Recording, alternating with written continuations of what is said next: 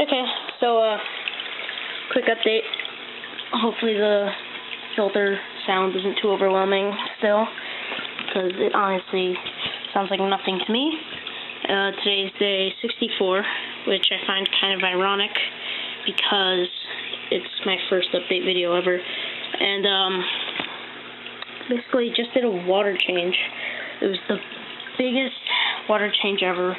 New filter pad, cleaned out the skimmer, cleaned out the pump, cleaned off the light, all the salt off the light, did the actual water, done RODI.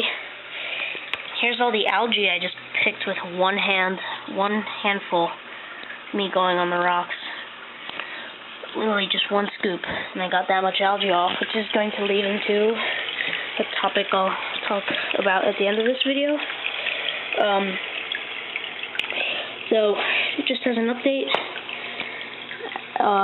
yesterday I was out and was not home for 6 hours, and actually didn't get to feed anybody, so the hammer is especially pissed at me, just because he's kind of small. And the enemy, he was looking fine before the water change, now he just looks thin and scared, his first water change. So, just as the quick update, the A-can is looking much greater, bigger, or less scared of the tank. The enemy came out, he was really under the rock, couldn't see him at all. Now you can see him real easily.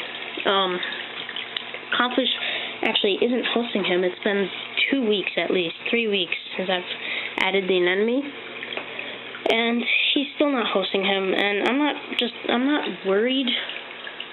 I'm just disappointed. Thought it would be fun to get a host. In fact, the only thing he hosts is this clam, and now he's closed up because I took off the light to add the new water. So now he doesn't have a host.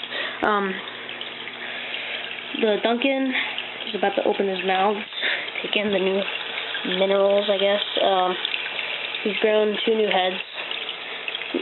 Count of 22 heads.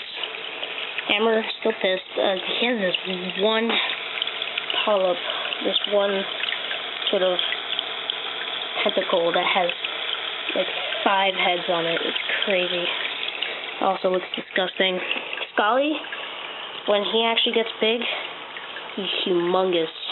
His lip right here goes over the clam shell. The old clam shell goes inside. The front right here goes over these 2 rocks, and this just gives us this light green thing right here. I don't know what it is, but I have 2 of them. There.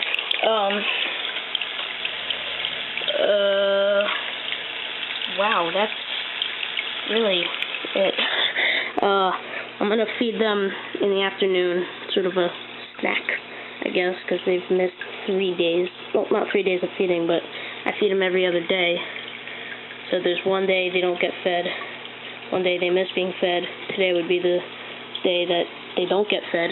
That would be 3 days of them not eating. So I'll just give them a snack. As I was talking about the algae, there's a ton of algae, and I'm kind of getting. And the topic I was going to talk about was I'm having a cleanup crew crisis. Honestly, it has nothing to do with the turbo snails, but geez, there are a lot of scratches. The crabs I have, they don't do jack. They I don't even know what type of crabs they are. And I'm trying to do this identification video where it's clips of every day I can get a snapshot of these crabs. And I only have one, but it's 10 seconds long.